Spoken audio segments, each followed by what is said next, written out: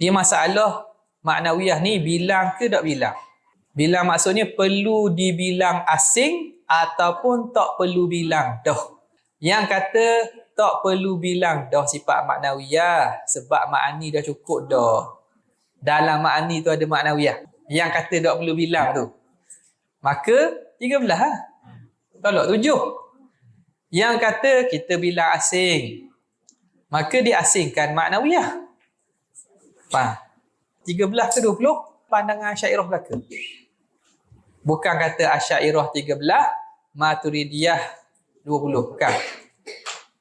Kalau ada buku kata gitu, sebab ada buku kata gitu. Ada buku kata gitu. Itu bukan pandangan yang ada sandaran kuat.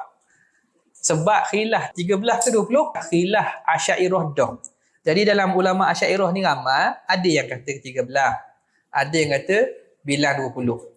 Yang bilang 13 tidak nafi maknawiyah. Kena faham.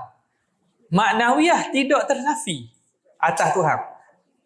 Dengan maksud, tak ada orang kata Tuhan tak keadaannya tak berkuasa. Ada orang kata Tuhan keadaannya tidak mempunyai keadaan yang berkuasa. Maknanya lemah. Tak. Hatta Mu'tazilah sekalipun dia nak nafi maknawiyah. Jadi yang dikatakan 13 tu bukan menafikan, tidak bilang secara berasingan. Tak bilang berasingan. Cukup dengan makni, faham sendiri dalam tu adalah keadaan Tuhan berkuasa. Itu pandangan yang muktamad dalam mazhab kita. Cuma 13 ke 20, pandangan paling kuat kata 13 je lah, tak perlu bilang. Tapi dalam kebanyakan pengajian ataupun dalam kitab kita ni, dia hurai melalui 20. Jadi khilaf 13, 20 khilaf besar. Bukan khilaf besar, khilaf bilang tak bilang je.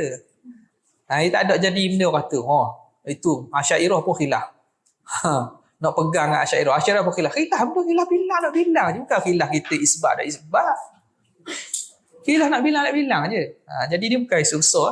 Bukan isu besar.